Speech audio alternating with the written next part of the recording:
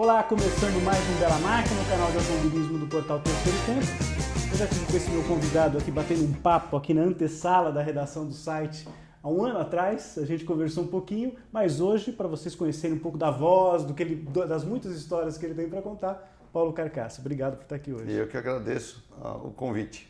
Bom, Paulo, eu queria começar puxando até uma conversa que a gente teve no ano passado, desse papo que a gente teve. Eu fiz um texto com algumas perguntas que eu coloquei para você em áudio na ocasião, e o título que eu puxei para essa matéria, eu acho que ele continua muito atual.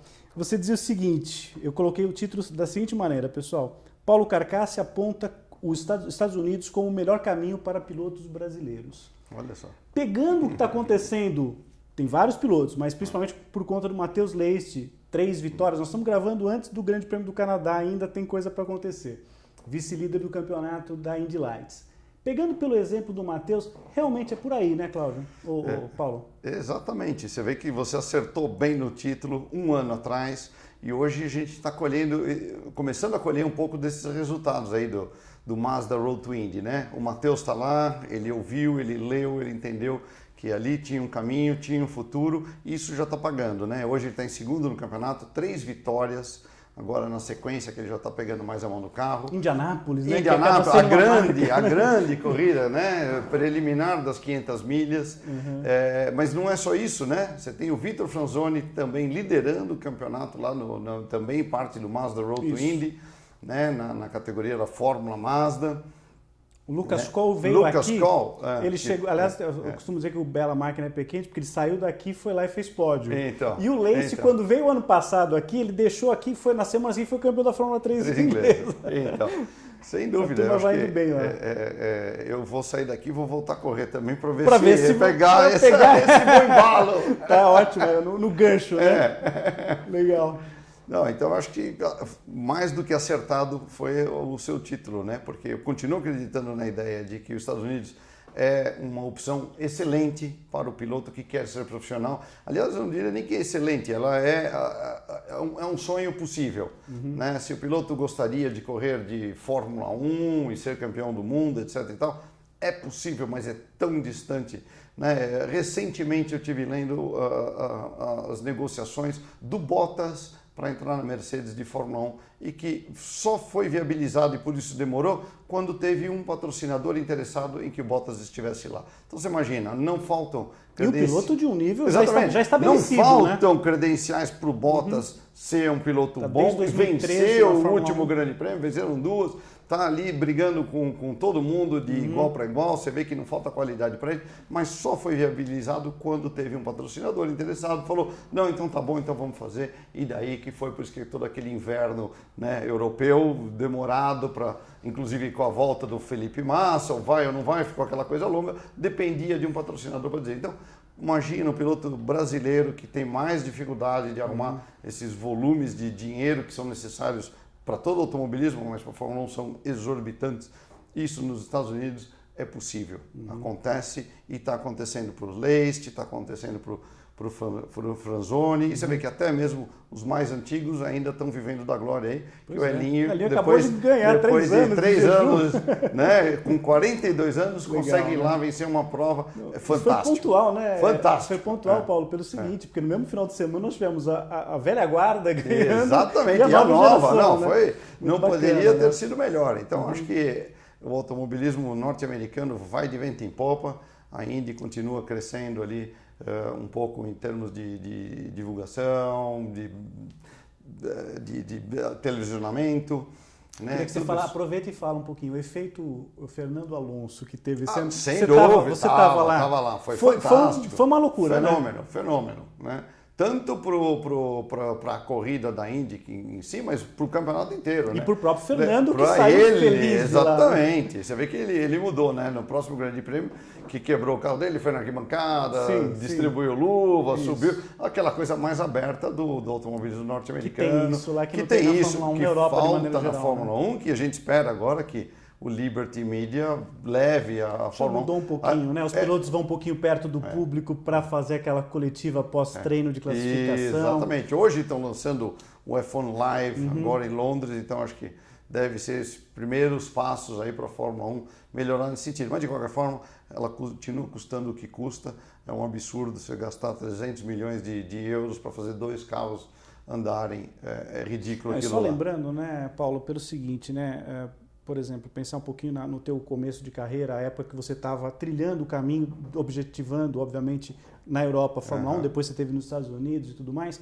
Mas você pegar, por exemplo, da década de 80 até a década de 90, 26 carros alinhavam, né, num grid. Hoje são 20, quer dizer, já são 3 equipes a menos, são 6 espaços a menos ali para você ter. Quer dizer, além disso tudo, e sem contar aquela época do pré-qualifying. Do pré-qualifying, que tinha você 30, tinha 32 às vezes, aí exatamente. tinham aquelas equipes menores que tentavam participar do treino efetivamente e não conseguiam muitas vezes, né? Era uma época boa, realmente de ouro da Fórmula 1. Eu recebi um dos pilotos que eu recebi aqui ao longo desse mais de 100 programas aqui do Bela Máquina, um dos que mais sofreu com isso foi piloto chamado Roberto Pulvo Moreno, que andou de Andréa Moda, todas as categorias, os carros que eram da pré-classificação, né? Quer dizer, sofreu uma barbaridade, talentosíssimo, chegou com resultados incríveis. E era uma situação dificílima, porque eles pegavam a pista super suja, fria, fora de condições. Eles iam para limpar a pista, na verdade. Exatamente. Começava o treino às 7h30 da manhã, 8 horas da manhã. Tinha que dormir na pista. Tinha 45 minutos para... Se vira, jogava os caras. Ou vai ou racha. Era difícil. Então, a Fórmula 1 acabou... E acho que muito pior do que isso, né? Com os custos que tem de desenvolvimento dos carros da Fórmula 1 hoje, e com esse sistema da fabricação dos motores... Muito complexo, né? É complexo, é difícil, e por mais que você me fale, me conte, etc e tal, eu não consigo ir para uma corrida comprando o motor do meu concorrente e querendo correr com ele. Eu acho isso uma coisa assim, impossível de dar certo. Né? A Sauber corre com o motor do ano passado da Ferrari, a Williams tem que comprar o motor da Mercedes, então será que é igualzinho? A especificação é exatamente... Será que é exatamente? Não tem um dedinho ali, um pouco mais, um pouco menos? Por que a Mercedes, que gasta uma fortuna para fazer os carros andarem na frente, vai dar um motor tão bom quanto para uma outra equipe? Não faz o menor sentido. E hoje nós estamos falando, inclusive até a coisa de um mês atrás, e saiu essa notícia hoje na imprensa italiana, eu meio que sugeria um mês atrás, eu falava, quem sabe McLaren e Ferrari. Hoje saiu essa notícia, eu até lembrei os meus leitores, falei, olha, eu já falei isso aqui um mês atrás, que é uma possibilidade de repente, porque a Mercedes, por exemplo, é o que você está falando, querer entregar o ouro para o inimigo, né? Porque a McLaren, você deve conhecer lá a estrutura que os caras têm lá em Woking, quer dizer, é um absurdo, quer dizer, a McLaren não é para estar andando hoje, né? Não, mas é isso, e pensa, imagina ainda com a Ferrari, onde eles disputam o mercado de superesportivos. Sem dúvida. Imagina a Ferrari tendo que disputar o mercado lá das F50, 60, sei lá que número que está lá hoje, das LaFerraris, com a McLaren P1 e 720, eles disputam o mercado e um vendendo motor para o outro. Como é que você vai querer que a Ferrari entregue motor para eles ganharem na pista da própria Ferrari? É uma situação complicada a da Fórmula 1. Até que, sei lá, talvez o Ross Brown venha com alguma novidade sobre isso no próximo acordo de concórdia, né, para voltar aí numa possibilidade mais aberta, como foi os bons dias da Fórmula 1 do Ford Cosworth, que toda a equipe podia ir lá comprar um motor, era igual para todo mundo. Só a Ferrari que tinha um motor diferente. Eventualmente tinha uma outra, tinha Alfa Romeo, Matra, uma coisinha outra, sempre né, Paulo? teve. Alfa Romeo a grosso modo era Cosworth 80%. Exatamente. Assim, né? Então, qualquer Eddie Jordan da vida ia lá, montava a sua equipe, Fittipaldi ia lá, montava o seu carro, fazia no Brasil e punha o motor Cosworth lá, comprava a caixa de câmbio da Hewland e era possível para todo mundo. Hoje não é possível. Tanto que as grandes equipes, até você pega a Force India, compra o câmbio da McLaren, o motor da Mercedes e monta... A Williams fornece componentes também. Para todo mundo, a McLaren o eletrônico e aí vai. Mas num valor exorbitante. Então... né? Acho que a grande prova está aí, o Felipe Nars, que é um grande talento nosso, esteve na Fórmula 1 enquanto tinha o dinheiro para pagar para ele estar lá. A partir do momento que ele não tinha mais dinheiro, aquele talento dele não era interessante mais. E em contrapartida, o Lance Stroll veio com um caminhão de dinheiro e conseguiu uma vaga super cobiçada numa equipe que, se hoje não é a Williams que a gente conheceu na década de 80, enfim, antes, né, Paulo? Então, você vê que o talento lá nos Estados Unidos ainda vale muito mais do que o dinheiro. Eles conseguem arrumar mais dinheiro que onde a equipe pode escolher o talento. Tá? Então você tem lá, tanto na Ganassi e na Penske, 4 pilotos assalariados para correr nas suas equipes. E não tem distinção. Nem o Roger Penske, nem o Chip Ganassi não pegam piloto porque é amigo, porque tem patrocínio, não interessa. Bala na agulha. Exatamente. A própria Andretti, fora o Marco, né, mantém a linha dos pilotos mais ou menos também dentro do melhor possível. Né, acho que aí outro exemplo bom para a gente falar do Alexander Rossi, que ali na Fórmula 1 não se acertava. Estava na periferia. Estava na periferia, ganhou 2, 3 corridas de GP2, que é fantástico, claro. Que mostra que o menino tem talento, é promissor, mas não ia em lugar nenhum. Foi para a Indy, primeiro ano já ganhou as 500 milhas. Tudo bem, teve, né? A situação, mas ganhou. Mas ganhou. Está no currículo, né? Exatamente. A carinha está no troféu. Né? Na Fórmula 1 isso nunca acontece, claro. Né? Quando que você espera, né? O Marcus Ericsson ganhar uma corrida de Fórmula 1? Tem que quebrar 18. Não precisa muito. A vitória do Ricciardo no Azerbaijão foi meio que surpreendente. Porque, claro, os favoritos acabaram ficando de fora. E nós estamos falando da Red Bull. Exatamente. Né? Que foi uma dominou a Fórmula 1. Né? E agora precisa de muita sorte para ganhar uma corrida. Saindo um pouquinho dos Estados Unidos, de Europa, de Fórmula 1, de Indy, pensando um pouquinho no Brasil. Eu tenho recebido muitos pilotos jovens aqui, acho que você me acompanha, a gente, né, se fala bastante e tal, se vê bastante aí pelas redes sociais. E essa garotada que está no kart hoje, Paulo, eu tenho percebido o seguinte, quando eu comecei aqui, lá no comecinho do meu programa, quase sempre o menino do kart que vinha aqui falava que o sonho era chegar à Fórmula 1. E eu já tenho recebido muitos pilotos hoje que vêm aqui e falam, não, eu quero correr de turismo, eu quero correr de estoque, eu quero correr em endurance.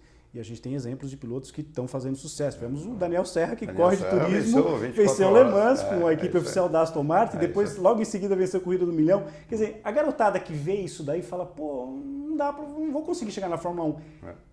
A coisa está caminhando por aí, né? Exatamente. Acho que e todo o automobilismo vem sempre se modificando, né? Vamos falar aí dos anos 50, que a Fórmula 1 seria o ano 1 deles, né?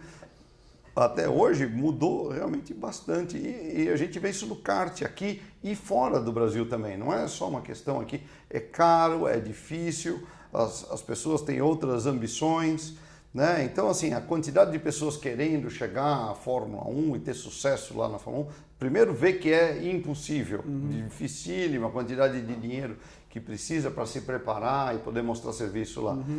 E outra, não sei, talvez a própria sociedade vê a corrida de automóvel de outro jeito. Por exemplo, os esportes protótipo, Le Mans, etc e tal. É uma coisa que era muito forte nos anos 60 e 70, sumiu um pouco nos anos 80 e 90. Porque a Fórmula 1 ganhou uma visibilidade, todo o espaço, exatamente. Mas não só isso. Aí você tem os GTs, né? O Blancpain. Já tivemos até equipe brasileira que correu equipe brasileira, Cacá, o Hermann, os 4 pilotos brasileiros, né? Que é fortíssimo. Eles acho que largam, não sei se largam todos, mas tem mais de 50 carros lá. Né? A própria categoria de Le Mans, né? O WEC, tem essa coisa do piloto prata, o piloto ouro. Então virou uma coisa um pouco mais social, democrática, uma coisa assim, não é só o melhor, top, né? O vencedor, tal. Então, vamos pôr um piloto que tem menos experiência com o que tem um pouco mais, um que tem um pouco de dinheiro com aquele que tem um pouco menos. Como aconteceu com a GT aqui no Brasil, o chamado Gentleman Driver, né? Quer dizer, quem corria com o piloto profissional, formavam as duplas. Eu lembro de cabeça aqui, o Kaká corria com o Daruji, se não me engano, e aí tinha o Constantino, corria com o Valdeir, enfim. Os caras iam mesclando, né? Você dava oportunidade ao piloto não profissional, fazer uma categoria mais ampla, né? E você vê que, por exemplo, no kart também hoje, a grande quantidade de kartista, a maior quantidade de kartista, é do sênior. É o piloto com mais de 30 anos de idade. Vamos dizer, esse ano aqui, esse final de semana, ou acho que no próximo, é a estreia de uma categoria de kart no Campeonato Brasileiro para pilotos acima de 50, que não existia. Existia sênior, que foi uma categoria nova, né, de 20 anos atrás, que eram para pilotos acima de 25 anos. Tá? Há 20 anos atrás foi a estreia do começo do sênior. Hoje ela domina o esporte. Já ampliou o leque. Agora, indo para 50 anos, né? Então, você vê que a idade do automobilista, em geral, ela ficou muito mais velha do que ela já foi Antigamente era a aspiração, né, do jovem, do daredevil, né, do moleque. Hoje não, hoje é o do gentleman, já não é, o risco do automobilismo talvez já não é tão alto, então isso atrai a pessoa mais velha e talvez essa falta de risco já não atrai tanto o mais jovem. Você vê a molecada, talvez seja isso, eu não sei, aí o debate vai longe. Sim. Mas a molecada anda de skate na mega rampa, pula de wingsuit, pula de wingsuit, vai raspando a copa da árvore, passando no meio das pedras. E o automobilismo, onde o piloto andava e se tivesse alguma coisa errada, morria.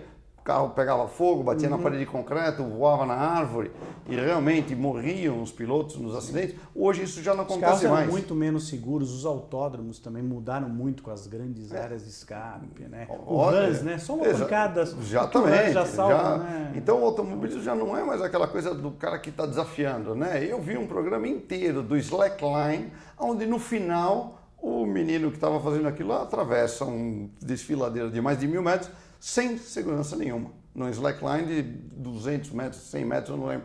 Eu estava com a mão suando só de assistir aquilo lá. Né? E a corrida de automóvel já não traz mais esse tipo de emoção. Então, quem gosta do automobilismo é o cara que gosta do automóvel, curte a máquina, entende da tecnologia, da beleza do carro, admira o desenho tal, e tudo mais, entende bem daquela coisa que está sendo feita, do pit stop, da estratégia, do não sei o que lá. Então, acho que isso mudou todo o perfil. Então, e o próprio menino que gosta também, ele acompanha esse pessoal mais velho que está conversando sobre automobilismo, que hoje é isso, não é a velocidade pura, aquela coisa mais rápida.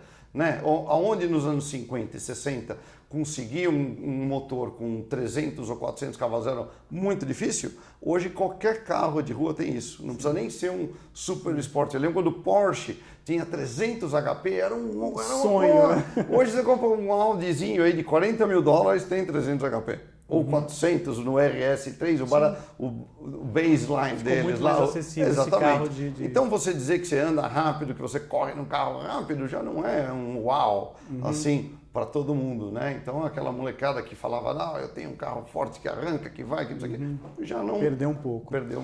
Voltando um pouquinho no tempo agora, esse moço aqui que está do meu lado teve uma carreira brilhante, um dos melhores, eu me arrisco, tenho absoluta convicção do que eu estou falando, um dos melhores pilotos da geração dele, sem dúvida alguma. E você começou no kart. Agora, o kart que você começou, tecnicamente falando, era muito diferente do que é hoje, né, Paulo? Eu queria que você estabelecesse rapidamente uma relação disso. E a questão da idade também. Você começava muito mais tarde do que hoje em dia. Eu tenho recebido meninos de 7, 8 anos de idade. Até na moto é assim hoje, né? Quer dizer, uma idade muito menos... Era proibido na época. Eu comecei no mini carro com 9 anos de idade. Tá? Uma categoria que não existe mais, que eram os buggies Fapinha. Não era, tinha o Fórmula da Fapinha, umas coisas assim. Era ali que eu corri junto com Oswaldo Negri, junto com o Renato Russo, que são os remanescentes aí dessa era do mini carro. E eu tive que esperar até fazer 13 anos de idade para poder correr de kart. Era proibido correr com menos. Um pouco antes disso, era proibido correr com menos de 18 de kart. Acho que 10 anos antes disso, acho que essa era a idade mínima, né? E a coisa toda foi vindo... Hoje, com 13 anos, o menino está super experiente no kart com já, 14 né? já está começando a andar de carro, fazendo os treinos e já pode correr de carro com 15. Que, aliás, eu acho que foi talvez um dos grandes erros da FIA, essa mudança e permitir que o piloto com 15 anos corresse de Fórmula. Isso esvaziou o kart, porque o menino com 13 ou 14, 15 anos, ele já está vendo a hora de correr de Fórmula, então ele já está se achando velho para correr de kart. O menino com 17 e 18 que corre de kart e não foi correr de Fórmula, o amiguinho dele foi, ele nem começa a se sentir desmotivado para correr de kart, já não acha aquilo tão interessante, ele gostaria de estar correndo de carro como o amigo dele foi, mas ele não está podendo. Muitos acabam parando de correr de kart, deixam o kart, não pode ir para o Fórmula e não vai em lugar nenhum. Então o kart perdeu e o automobilismo essa escadinha, né? É fundamental, importantíssimo, né? Importantíssimo. Né? Então eu acho que a FIA deveria de voltar a essa idade mínima para correr de carro com 18 anos completos, carteira de motorista, etc. e tal. E acabou. Não abreviar. Exatamente. Eu acho que o kart ganharia, né? E o automobilismo também. Não tem essa necessidade. Está aí o Hélio Castro Neves para desmentir a gente. Com 42 anos de idade. Competitivo, foi lá, né? Competitivo, venceu. Vamos falar mais antigamente. Aí o Alan Prost foi campeão do mundo de Fórmula 1. com 42, Nigel Mansell, idem. E detalhe, o Prost foi campeão um ano depois de ter ficado um ano Parado, sem correr, né? Voltou e foi campeão do mundo. Você vê que, então, não é para qualquer um negócio então, por desse, que né? essa pressa de fazer a molecada começar a correr com 15 anos de idade nos Fórmulas, querer bater o recorde do Alonso, do Vettel, agora do Verstappen, agora o Stroll, que foi para o pódio com 18 anos. O que isso leva? A nada. Porque nem toda molecada amadurece no mesmo tempo. Tem uns que já com 15, 16 estão mais maduros, outros vão demorar um pouco mais, com 18, 19, 20, dependendo da educação, da situação, da própria química da pessoa. Então, eu acho que nós estamos perdendo tempo com essa história de permitir a molecada com 15 anos correr de carro. Não é vantagem para eles, não é vantagem para o esporte. Bom, Paulo, agora você ultimamente tem trabalhado, já há bastante tempo você trabalha como coach de pilotos, quer dizer, orientando pilotos. O que é mais difícil nessa atividade? Quer dizer, pegar às vezes o piloto com alguns vícios que ele traz do kart, se o piloto já está correndo de fórmula, por exemplo. O que você percebe nesse sentido? Eu trato sempre os pilotos um a um, né? Cada um tem a sua dificuldade, cada um tem a sua facilidade, né? E eu tento entender o que dá para poder ajudar mais esse ou aquele piloto, o que a gente tem que empurrar um pouco, o que a gente tem que segurar um pouco. Tem que primeiro entender cada piloto, qual é o ângulo que eu vou poder contribuir mais para ele. Inclusive tentando saber um pouco da personalidade totalmente, dele. Porque às vezes tem piloto que você precisa, como no futebol, aquele técnico que às vezes precisa ser meio, vou dizer agressivo, mas ser mais impetuoso com o jogador. Às vezes tem piloto que entende logo sobre a máquina e não entende sobre a pilotagem, às vezes vice-versa, né? Ou até como lidar com os engenheiros e usar as informações a favor dele. Enfim, é um monte de coisa que tem que ajudar o piloto, que só você conhecendo ele bem e estando junto com o piloto um pouco de tempo, poder entender onde que você pode ajudar, onde que você tem que empurrar um pouco, onde você segura um pouco, para tirar o melhor daquele piloto. É difícil correr em oval, é difícil pegar um piloto que não está acostumado a correr em oval, a pegar a mão, a pegar a manha. Sim, não é fácil. Todo mundo acha que o oval é uma coisa simples, não é nada simples. É bem complicado. Vamos só virar para um lado, né? Tudo um monte de curvinha para o meu lugar, mas não é nada disso, né? Primeiro, porque as velocidades são altíssimas, né? Então, na Indy lá, eles fazem uma média de 230 milhas por hora. Né? São 370 km por hora de média na volta. Né? Na Indy Lights, são 300 km por hora de média. Então, você imagina que qualquer coisa, 300 km por hora, é muito importante.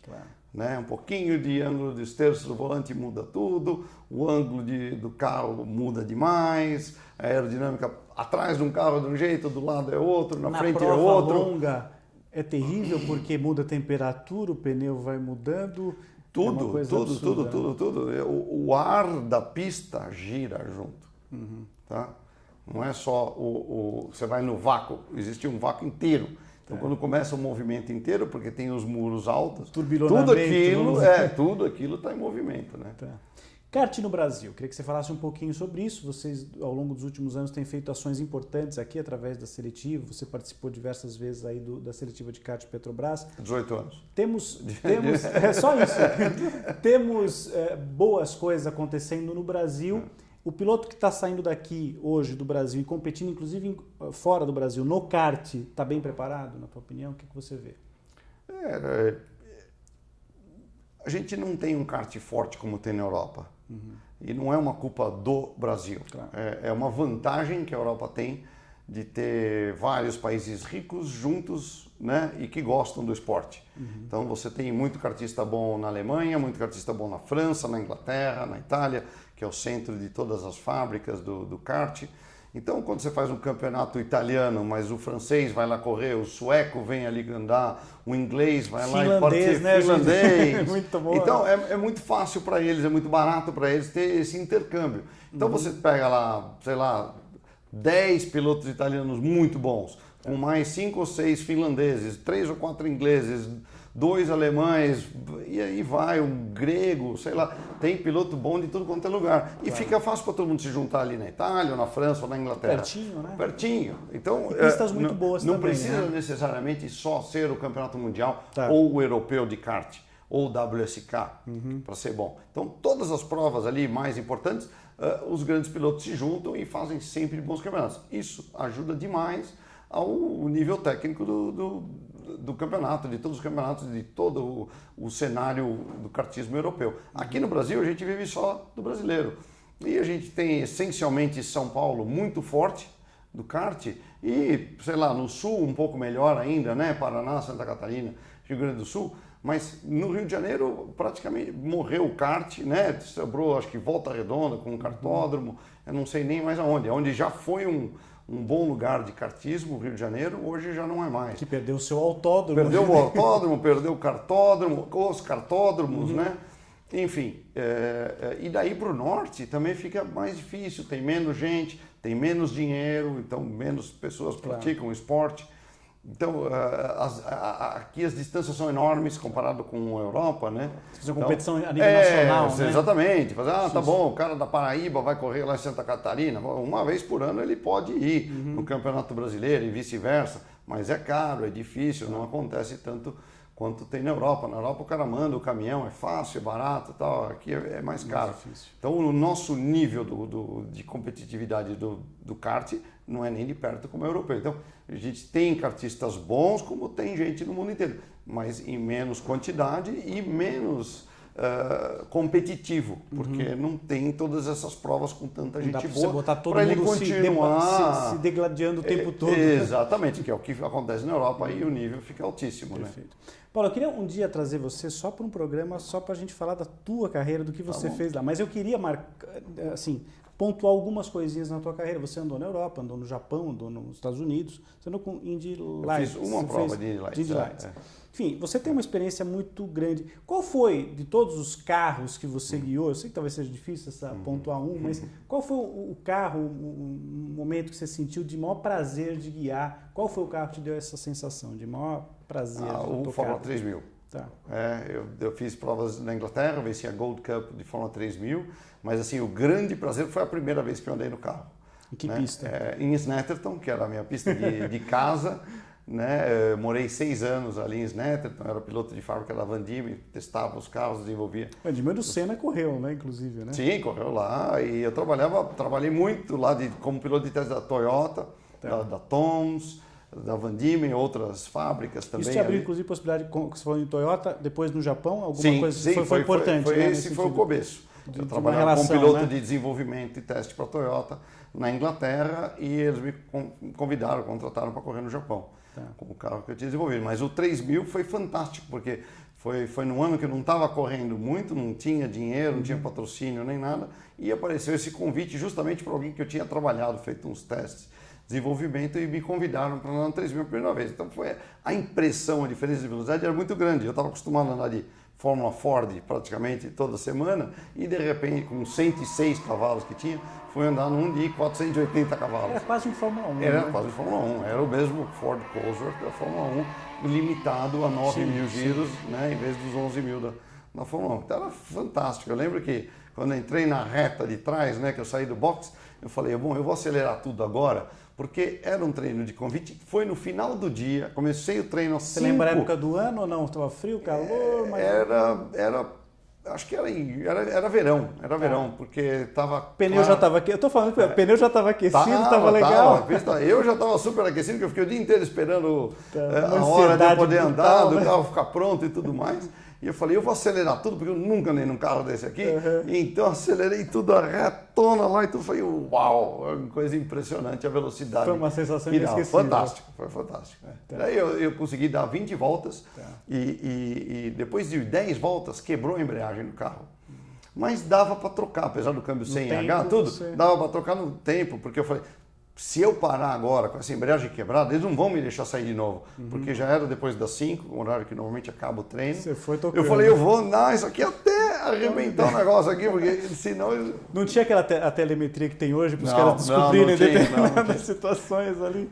Só viram quando eu parei, que o carro foi e morreu, né? Não tinha embreagem para... Não tinha como você parar. E pista? Qual foi a pista de todas que você guiou? Seja no Brasil, eventualmente, também, Europa, Japão, enfim. Essa é fácil. Você guiou o Suzuka? Exatamente.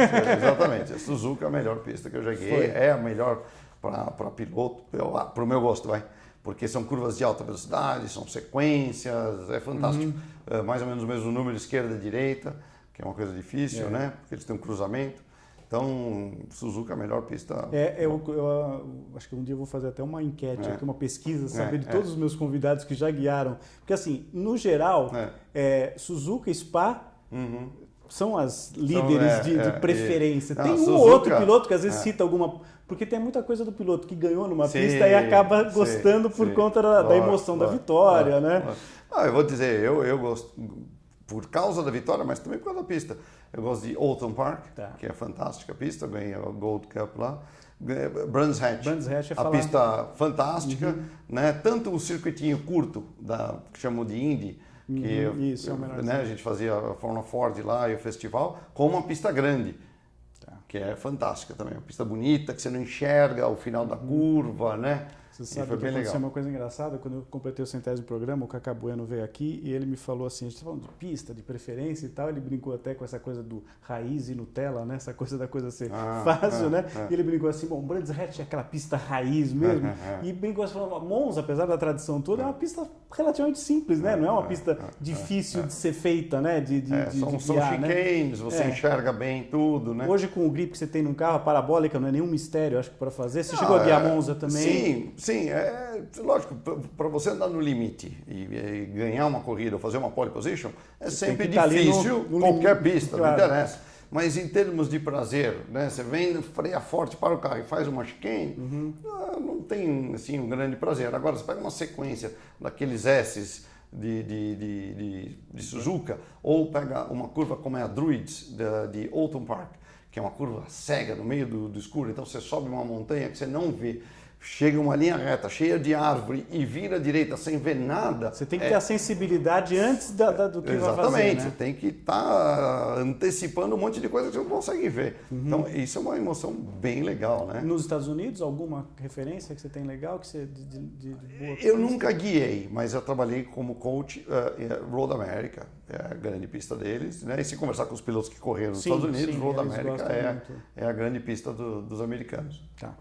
Paulo, eu vou te agradecer. Por enquanto, nós vamos ter um dia só para falar um pouco mais da tua carreira, mas já vai ficar a promessa minha de escrever o teu texto para a página aqui no Terceiro Tempo, que a gente tem de memória de todos os esportistas com uma brilhante e longa carreira como você já teve. Eu só queria fazer uma pergunta final para você. Se você fosse um chefe de equipe hoje da Fórmula 1 e tivesse carta branca para escolher teus dois pilotos favoritos, teus dois pilotos para guiar na tua equipe, na Carcass Racing. Verstappen, sem dúvida nenhuma. O Hamilton é uma garantia, mas eu gosto muito do Vettel também. Então, talvez fosse o Verstappen com certeza.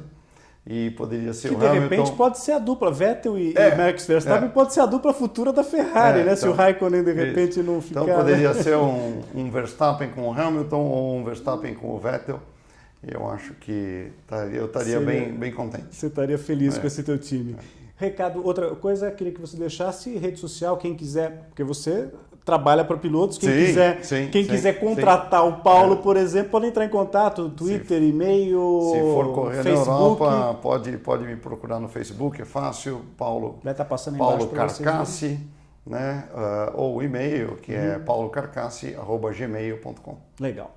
Bom, eu sempre dou uma dica final, enquanto não tem a página do Paulo Carcassi no terceiro tempo, na sessão que fim levou, você foi coach do Antônio Pisonia. Sim. Então, e o Pisonia já tem página. Então a dica final que a gente vai dar é para você, eu sei que você trabalhou bastante tempo com o Pisonia, que hoje está na Stock Car, então, guiou na Fórmula 1, você trabalhou com ele na Fórmula 1. Na Fórmula 1 também, mas antes disso, na Fórmula Vauxhall Júnior, que foi o primeiro ano dele na Europa, na Fórmula Renault, na Fórmula 3 e também na Fórmula 1. Fórmula 1. Trabalhei também com o Luciano Burti. Tá. Né? Também tem página, Burti. Também tem página, também foi Fórmula 1. Então a dica dos dois. Então eu vou deixar a dica final dos dois, do Pisonia e do Burti, depois desse papo muito legal que eu tive com o Paulo Carcassi, para dar uma olhadinha na sessão que se levou do Portal Terceiro Tempo. É isso aí, pessoal. Bela Máquina de hoje fica por aqui. Semana que vem a gente está de volta. Um grande abraço.